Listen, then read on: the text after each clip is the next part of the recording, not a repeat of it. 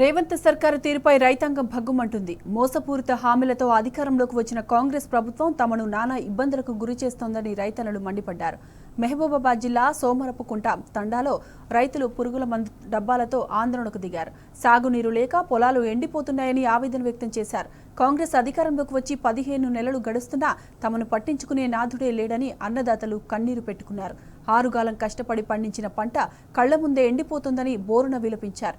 ప్రభుత్వం ఇప్పటికైనా స్పందించి సాగునీరు అందించాలని డిమాండ్ చేశారు.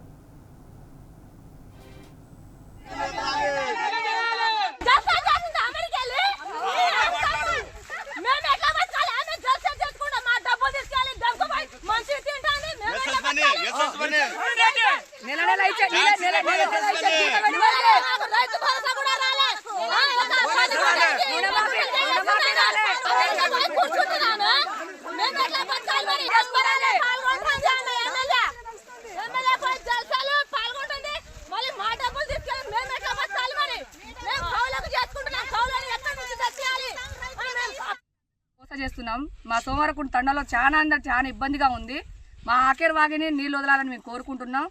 మా ఎమ్మెల్యే మేడం పట్టించుకోవట్లేదు. మా నీళ్ళు ఇబ్బంది అవుతుందని కూడా అర్థం చేసుకోవట్లేదు. 6 ఎకరాల భూమి నాశనం అవుతుంది.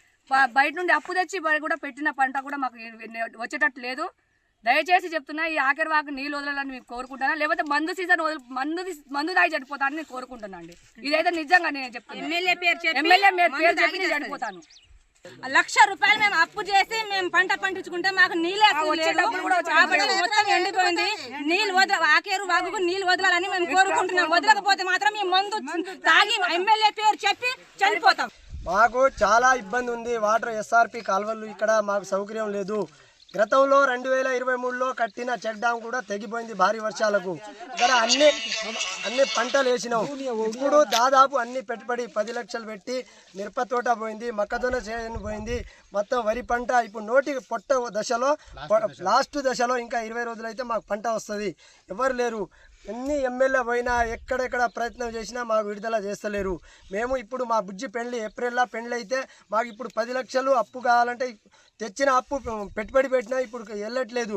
తినడానికి గింజ లేదు. మేము ఎట్లా బతకాలి, ఎట్లా పెళ్లి చేయాలని మేము అవస్థ పడుతున్నాం. మాకు విడుదల చేస్తేనే మాకు ఒక 10 పుట్లు పడితే దానికి అమ్మి మేము బిడ్డ పెళ్లి చేయాలని మేము పదే కోరుచున్నాము. మాకు ఆఖరి వాగుకు ఎస్ఆర్పి కాల్ ద్వారా మాకు విడుదల చేయాలి వెంటనే. రైతులు కాకుంటే ఆత్మహత్యకు మేము రెడీ ఉన్నాం.